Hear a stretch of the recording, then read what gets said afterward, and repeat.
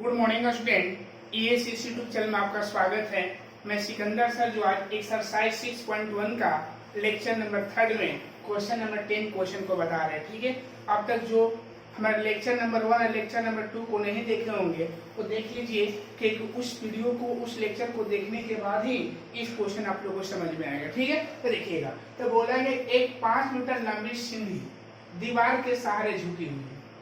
इतना हिंदी इतना English. A ladder is 5 meter long is leaning against wall। वही बात हुआ कि लेडर मतलब सीढ़ी होता है, 5 मीटर की लंबी एक सीढ़ी है जो दीवार के सहारे का भी झुकी हुई है। ठीक है, the bottom of ladder is pulled, the bottom of the ladder is pulled, यानी सीढ़ी के जो नीचे का सिरा, या सीढ़ी के नीचे का सिरा, the bottom of the ladder is pulled, सीढ़ी के नीचे का सिरा दीवार से 2 सेंटीमीटर की दर से दीवार से दूर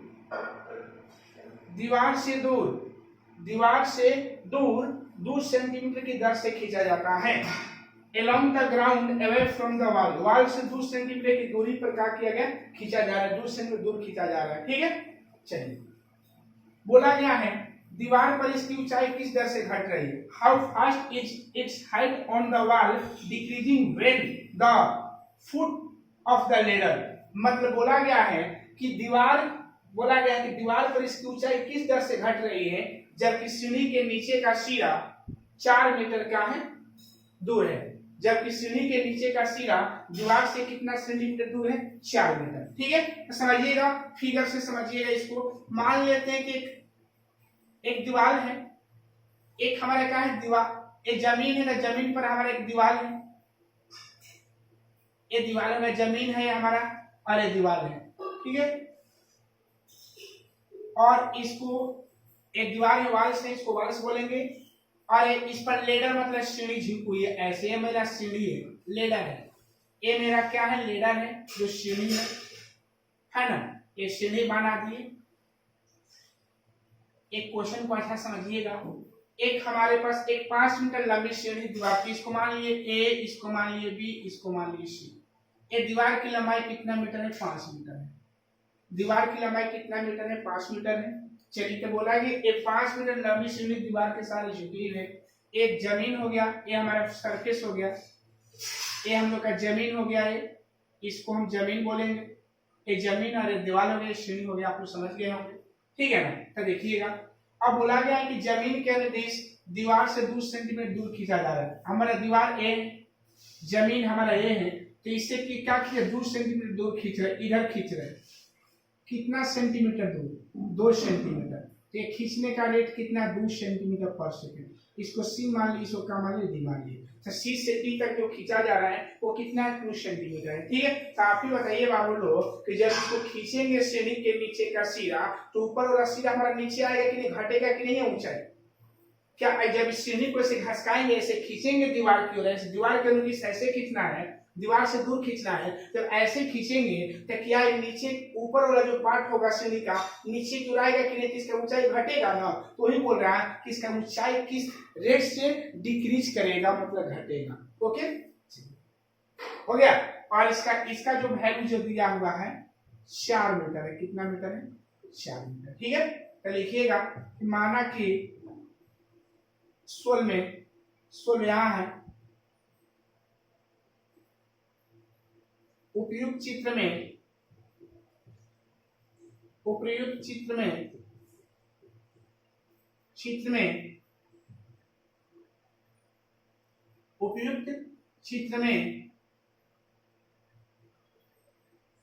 चित्र में ए बी दीवार की ऊंचाई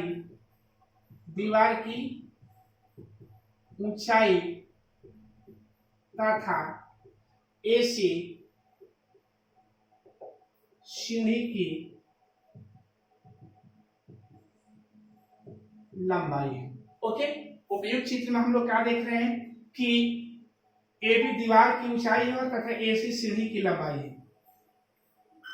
अब माना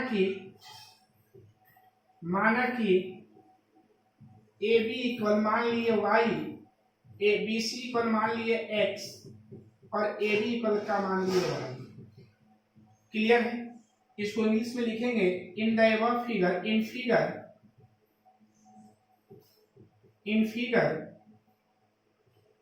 ए B is 1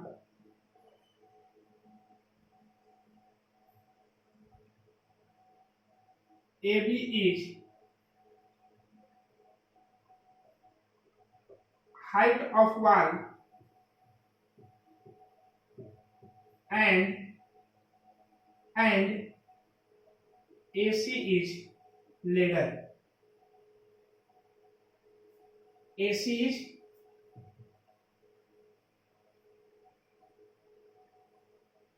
length of ladder.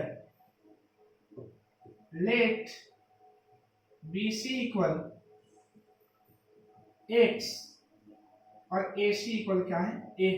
BC equal x और AB इक्वल क्या है? y।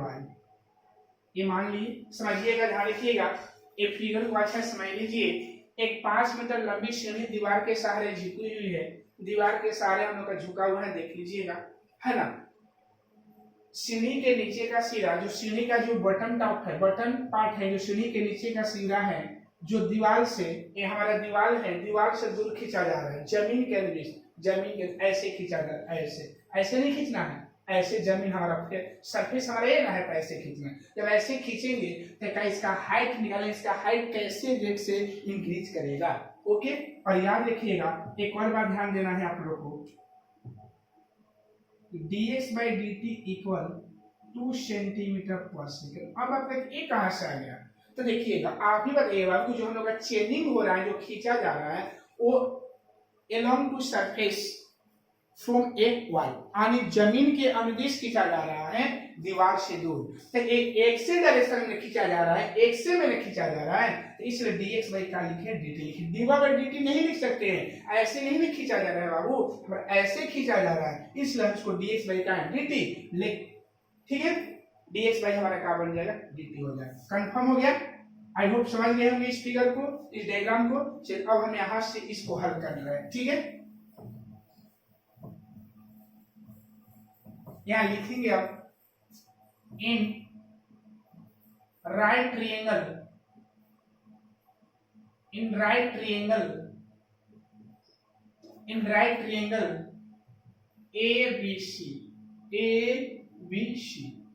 ABC में चलेंगे, हम लोग का AC स्क्वायर हो जाएगा AB स्क्वायर प्लस BC का स्क्वायर।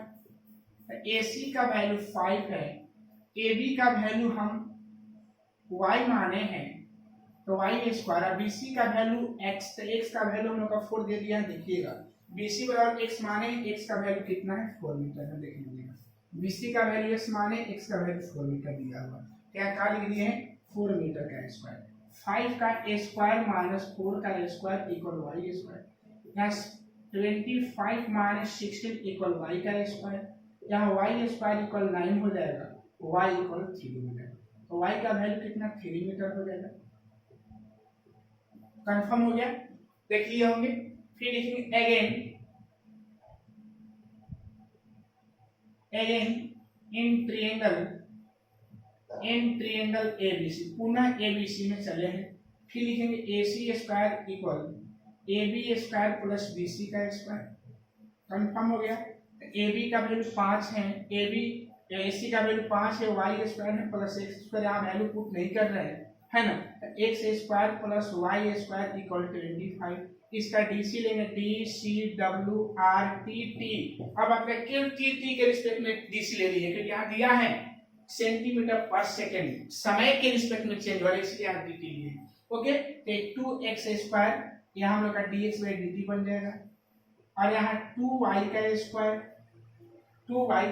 यहाँ dy बाई dt 2x हो जाएगा, यहाँ 2y हो जाएगा, dy बाई dt इक्वल 0 हो जाएगा, तो 2 dx बाई dt यहाँ माइनस हो जाएगा, माइनस 2y यहाँ dy बाई का बन जाएगा dt, 2 से 2 कैंसिल हो जाएगा, तो x का वैल्यू 4 है और dx बाई dt का वैल्यू 2 है।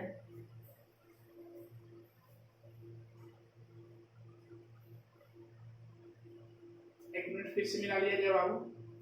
2 से 2 कैंसिल हो जाएगा, तो हम लोग यहाँ क्या हो जाएगा x dx बाई dt, अरे हाँ y dy बाई dt हो जाएगा। कंफर्म हो गया, क्लियर है, माइनस हो जाएगा, माइनस उधर बोला, देखिए x का वैल्यू कितना 4 है, dx बाई dt का वैल्यू 2 है, माइनस y है, इसका वैल्यू 3 है, y का वैल्यू 3 है ना, अरे dy बाई का है dt है, ओके। तो क्या है dy by dt equal 8 by -3 metre पर सेकेंड।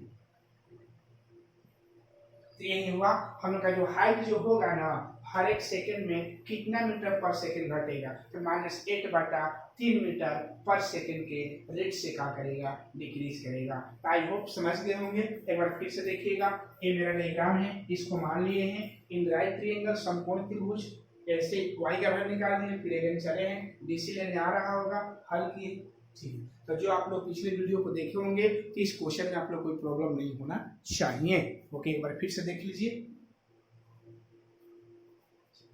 ओके। क्वेश्चन नंबर हम बात करें 11 का, क्वेश्चन नंबर कौन सा बात करेंगे, 11।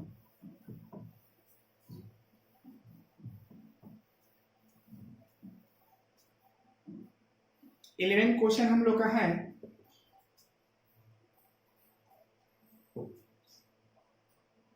एक कण वक्र 6y equal x cube plus 2 के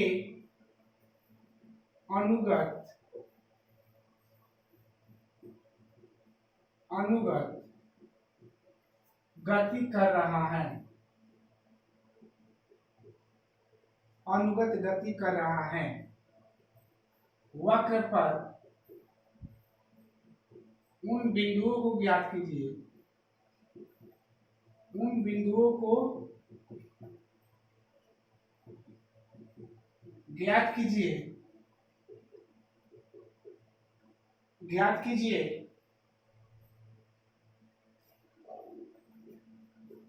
जबकि x निर्देशांक की तुलना में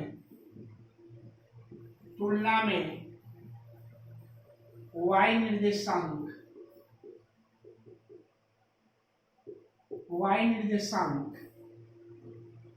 8 गुना तीव्रता से बदल रहा है। इसका इंग्लिश में क्वेश्चन लिख दे रहे हैं बाबू,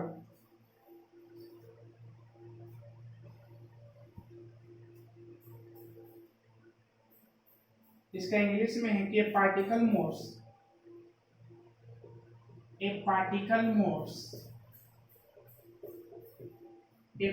moves along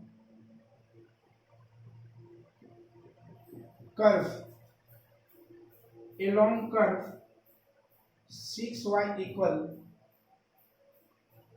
x cube plus 2, find the point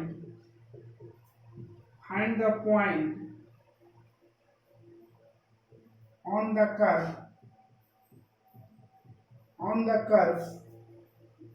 the curve at which the y coordinate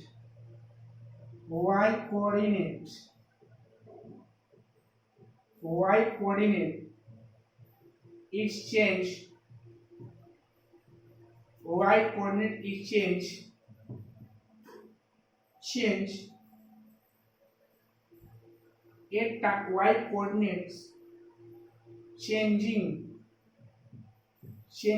8 times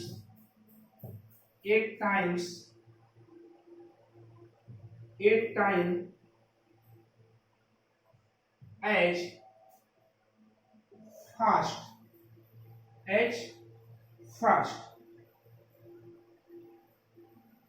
fast as the X coordinate. इस क्वेश्चन को पहले समझ लिया जाए तब हम आगे बढ़ा जाए। बोल रहे हैं कि एक कण वक्र, मान लेते हैं हमारा कण जो है वक्र, वक्र हम लोग का ऐसे होता है जिसको कण बोलते हैं, ऐसे होता है। एक हम लोग का कोई पार्टिकल्स है और एक पार्टिकल, मानते हैं पार्टिकल को ये यहाँ से मूविंग कर रहा है ऐसे, इसके कण पर मूविंग कर रहा है ऐसे। तो मूविंग मतलब गति होता है, मूविंग मीन्स कहाँ पे गति। तो कोई भी पार्टिकल जो मूविंग करता है गति स्पीड हो जाएगा, तो स्पीड इक्वल v इक्वल आप लोग dx/dt पढ़े हैं ना बाबू। और मूविंग करेगा तो जो उसका डिस्टेंस कवर करेगा टाइम के रिस्पेक्ट में ही ना कवर करेगा डिस्टेंस, है ना। तो वही बात समझिएगा। तो एक कण वक्र 6y = x3+2 के अनुगत गति कर रहा है। मतलब हमारा कोई पार्टिकल्स है वो मूविंग कर रहा है एक कर्व पर, क्या कर रहा है, एलोंग कर्व मूविंग कर रहा है। कैसे, 6y = x3+2 इतना स्पीड से गति कर रहा है। कंफर्म है। अच्छा, वक्र पर उन बिंदुओं को ज्ञात कीजिए, find the point on the curve. वक्र पर उन बिंदुओं को ज्ञात कीजिए जबकि एट विच, मतलब जबकि the y coordinate is changing 8 times as fast as the x coordinate। और इसका कहना है कि जो हम लोग का x कोऑर्डिनेट जो है ना y कोऑर्डिनेट की तुलना में कितना 8 टाइम्स है। नहीं, एक मिनट, x जबकि x निर्देशांक की तुलना में y जो है ना 8 गुना 8 y निर्देशांक 8 गुना तीव्रता से बदल, मतलब जो x जो है ना x के तुलना में जो y जो है 8 गुना तीव्रता से क्या चेंज हो रहा है। तो देखिएगा, हम जब सोल्व करेंगे तो सबसे पहले हम लोग क्या करेंगे, यहाँ पर 6y = x3+2, इसको हम इक्वेशन 1 मान रहे हैं, dCWRD। अब बात करेंगे सर इसमें तो टाइम दिया ही नहीं, अब टाइम कैसे ले लिए। तो भाई मूविंग कर रहा है ना, तो कोई पार्टिकल मूविंग करता है किसके रिस्पेक्ट में, टाइम के रिस्पेक्ट में नहीं मूविंग करेगा, इसीलिए हम टाइम लिए। ठीक है, यहाँ 6 हो जाएगा, यहाँ dy/dt हो जाएगा, कंफर्म है। और यहाँ 3x² हो जाएगा, यहाँ dx/dt हो जाएगा, प्लस का बन जाएगा 0, कंफर्म। 6 हो जाएगा, dy/dt हो जाएगा और यहाँ 3 हो जाएगा। एक मिनट, 3 2 6 हो जाएगा, 3 2 6 यानी 2 हो जाएगा, 2 और यहाँ हो जाएगा x² dx का बन जाएगा। क्लियर है। अब लिखेंगे नाउ यहाँ से कोई एक वैल्यू हम निकाल दे रहे हैं बाबू, तो dy/dt निकालेंगे तो हम लोग कितना हो जाएगा, x² 2 इंटू dx का आ जाएगा dt। फ्रॉम क्वेश्चन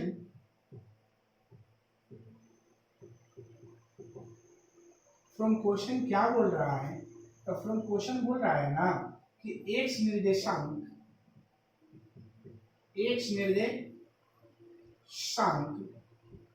y निर्देशांक की तुलना में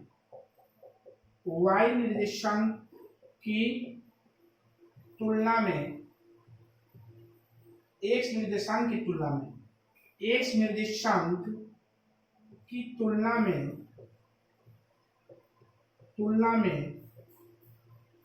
y निर्देशांक 8 गुना तीव्रता से बदल रहा है। आप इंग्लिश में वाले क्या करिएगा कि आप लोग यहाँ से यहाँ तक लिख दीजिएगा, इंग्लिश वाले यहाँ इंग्लिश में लिख दीजिएगा, ठीक है, ओके। अब बोल रहा है कि x निर्देशांक की तुलना में y निर्देशांक 8 गुना तीव्रता से क्या हो रहा है, हम लोग का चेंज हो रहा है। क्या हो रहा है, तो देखिएगा जो dx/dt चेंजिंग का बात करते हैं, dx/dt है ना बाबू और dy/dt है, तो जो dy/dt है ना x के तुलना में 8 गुना, अगर x का वैल्यू हम लोग का 5 है तो 40 हो जाएगा, ठीक है, ओके, कंफर्म है ना। अब देखिएगा तो 8 dx/dt और dy/dt का वैल्यू पुट कर दे रहे हैं, x² 2 इंटू dx/dt हो जाएगा, dx/dt से dx/dt हम लोग का कैंसिल हो जाएगा। देख लीजिए, dx/dt से dx/dt हमारा क्या बन जाएगा, कैंसिल हो जाएगा। तो कैंसिल होगा तो क्या बचेगा बाबू, देखिएगा and x a square equals 60, तो x इक्वल प्लस माइनस का होगा 4। ओके, चलिए पॉइंट निकालना है। तो पॉइंट हम लोग का जो बिंदु बनता है दो से बनता है, x से भी बनता है, क्या बनता है y से भी बनता है, इसलिए हम लोग को y का भी वैल्यू निकालना होगा। ठीक है, चलिए फिर समझ गए हम, एक बार फिर समझिएगा। इसको हम डीसी लिए हैं टाइम के रिस्पेक्ट में। क्यों टाइम के रिस्पेक्ट में लिए हैं? क्योंकि हम लोग का जो पार्टिकल्स मूविंग कर रहा है, तो कोई भी पार्टिकल्स जो मूविंग करेगा वो किसके रिस्पेक्ट मूविंग करेगा?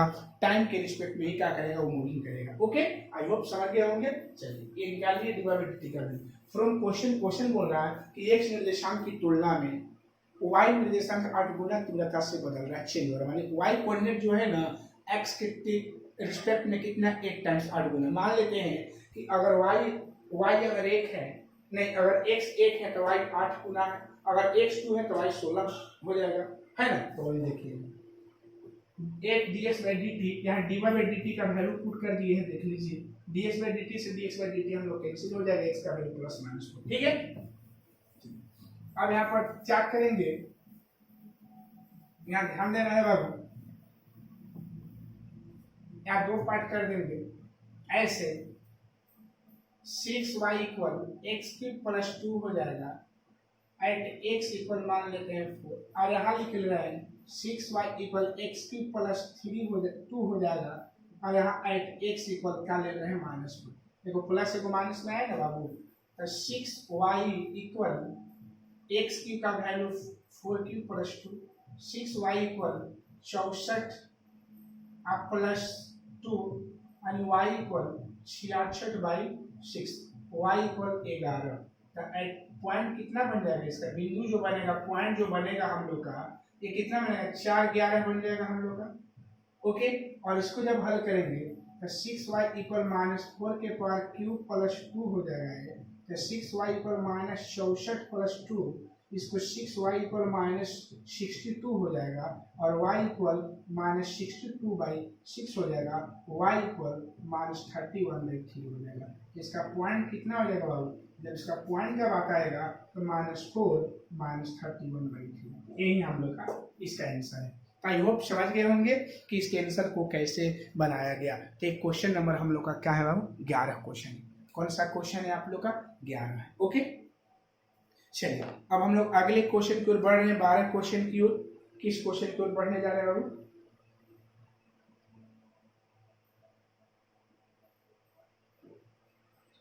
अब हम लोग अगला क्वेश्चन की ओर हम बढ़ रहे हैं, 12 क्वेश्चन। कौन सा क्वेश्चन?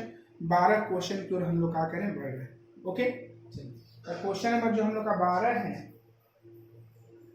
12 क्वेश्चन को देख लिए जाए।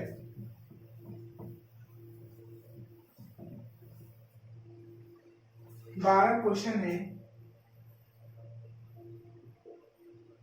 हवा के बुलबुले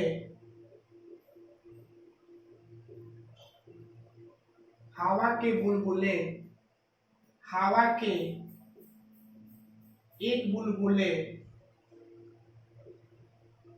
हवा के एक बुलबुले की त्रिज्या 1/2 सेंटीमीटर/सेकेंड की दर से बढ़ रही है, की दर से बढ़ रही है। बुलबुले का आयतन किस दर से बुलबुले का आयतन किस दर से बढ़ रहा है? बढ़ रहा है जबकि त्रिज्या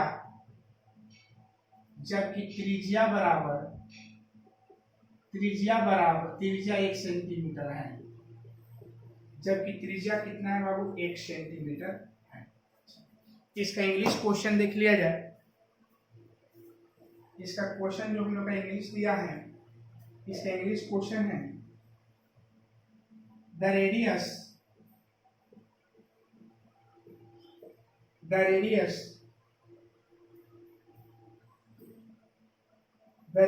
of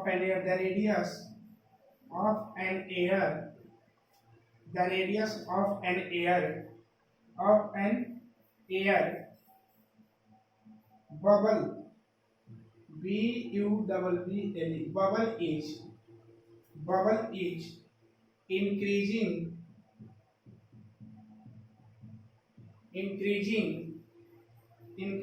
at the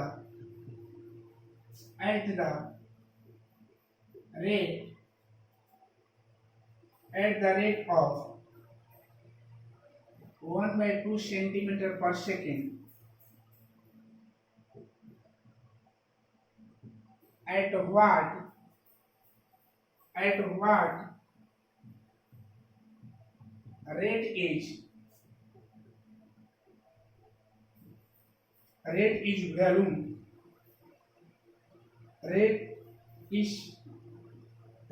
is volume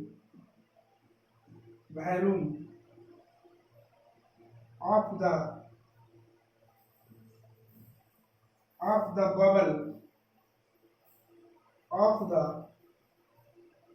volume of the bubble increasing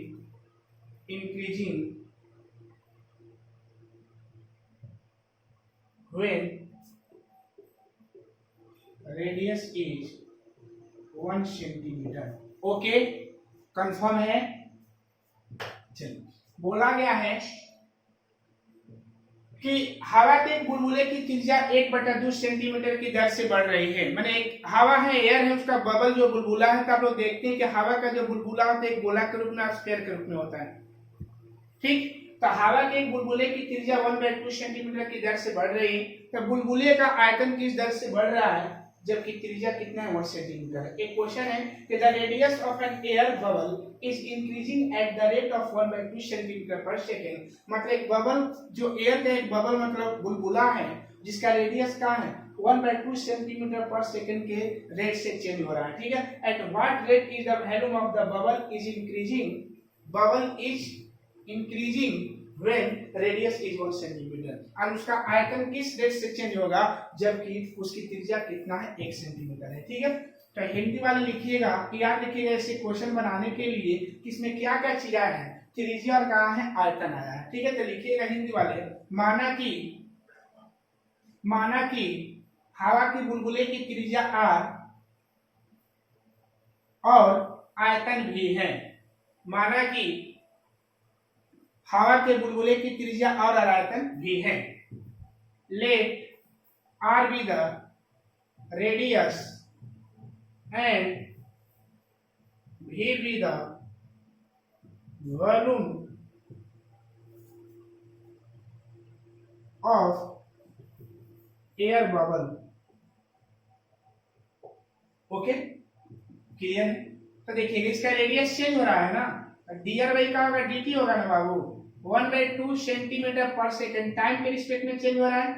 इसका dv/dt हम लोग को फाइंड करना है, क्वेश्चन मार्क। इसका r का वैल्यू कितना सेंटीमीटर, 1 सेंटीमीटर। तो कल के वीडियो में आप लोग ये बताए होंगे। ओके, चलिए अब आप लोग को बताया क्या है कि जो वैल्यू अगर गिवन वैल्यू अगर रहेगा, उस वैल्यू में दिया हुआ वैल्यू रहेगा, अगर उसका फार्मूला होगा तो हम पहले इसी को हल करेंगे, अगर नहीं होगा तो हम इसको हल नहीं करेंगे। तो आप ही बताइए, का रेडियस का फार्मूला होता है? नहीं ना, फार्मूला तीनों को का होता है, वैल्यूम का होगा, एक एरिया का होगा, कोई भी एरिया हो, किसी का वैल्यूम हो, और किसी का परिमीटर या सरकमफ्रेंस हो, उसी का फार्मूला को, बाकी का नहीं होगा। ठीक है, रेडियस का फार्मूला नहीं होगा, इसको कैंसिल कर देंगे।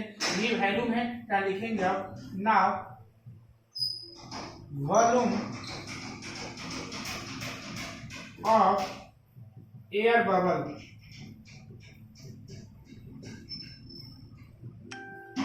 ओके, हवा के बुलबुले का आयतन। तो बोला होता है हवा का बुलबुला का 4/3 पाई आर क्यूब, यहाँ भी लिख देंगे 4/3 पाई आर क्यूब। इसका डीसी लेंगे, DCWRTT हो जाएगा, यहाँ dv/, का बन जाएगा dt हो जाएगा ना बाबू, यहाँ 4/3 और यहाँ 3r², यहाँ बन जाएगा dr/dt। 3 से 3 कैंसिल हो जाएगा, dv/dt हो जाएगा, यहाँ कितना 4 पाई r का स्क्वायर dr/, का बनेगा dt। कंफर्म है?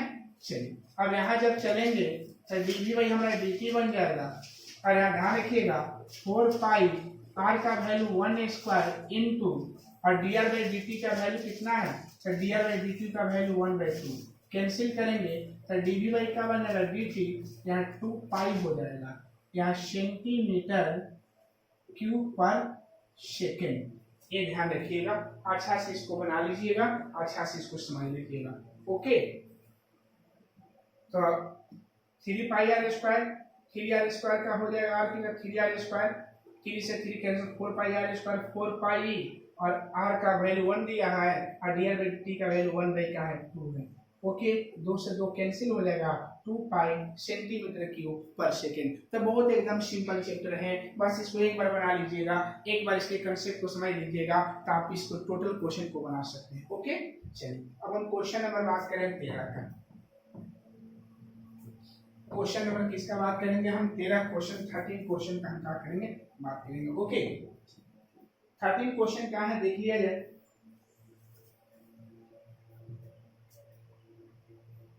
क्वेश्चन नंबर 13 है, एक गुब्बारा जो सदैव गोलाकार रहता है का परिवर्तनशील व्यास 3/2 इंटू 2x प्लस 1 है। ओके, x के सापेक्ष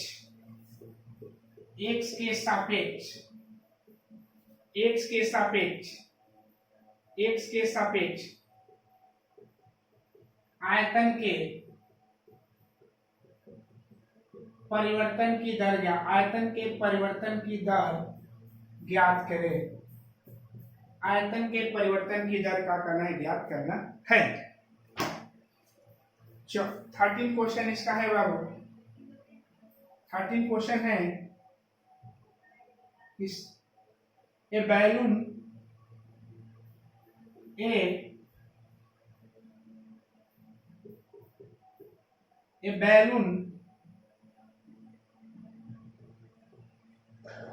which always remains spherical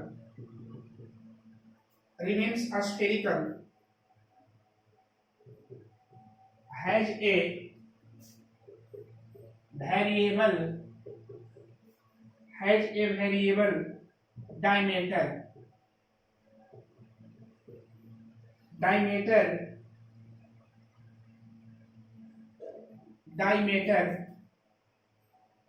3/2 into 2x plus 1. Okay, find the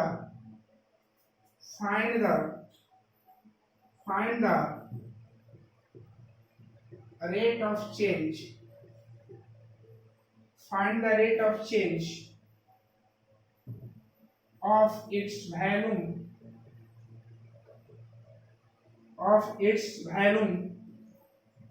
with respect to x.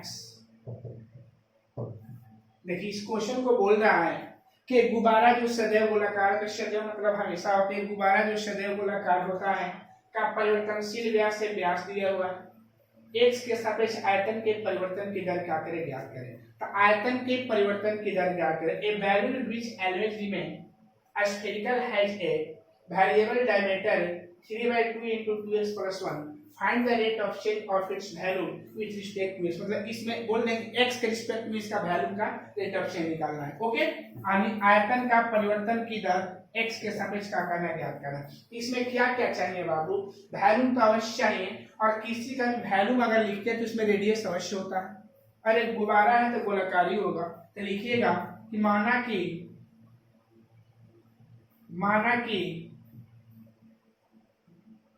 कि गुब्बारा जो सदैव गोलाकार है का त्रिज्या r और आयतन v है। इसका इंग्लिश लिख लीजिएगा, लेट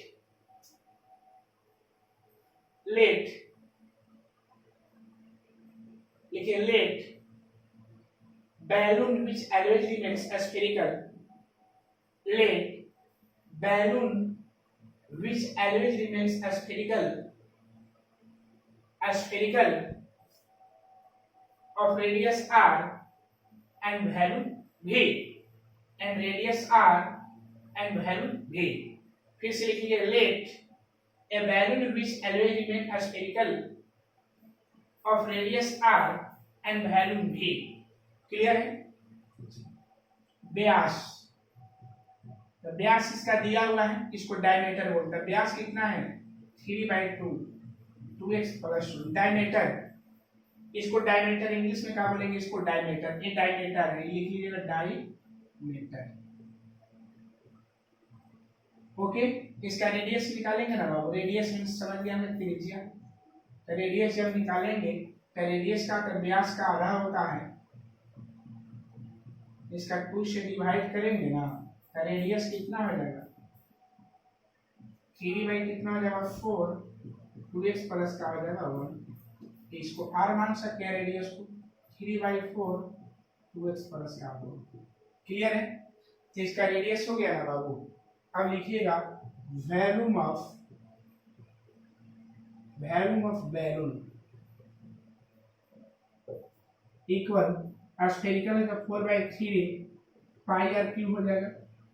तो बैलून को भी माने हैं 4/3 पाई r³ d c w r t और किसके रिस्पेक्ट में, x के रिस्पेक्ट में बोले, इसलिए x लिए है। ठीक है, यहाँ v हो जाएगा। 1 मिनट पे वैल्यू पुट कर लिया जाए इसका 1 मिनट। तो v इक्वल 4/3 पाई r का वैल्यू 3/4 यहाँ 2x + 1। क्लियर है। यहाँ मिडिल ब्रैकेट यहाँ 3 हो जाएगा। ओके, तो v इक्वल 4/3 पाई, यहाँ जब करेंगे यहाँ 27/64 हो जाएगा, पाई इंटू 2x + 1 के पावर 3। दोनों पर पावर कर लिए, कंफर्म हो गया। ये 3 9 27 अरे 16 चौके 64।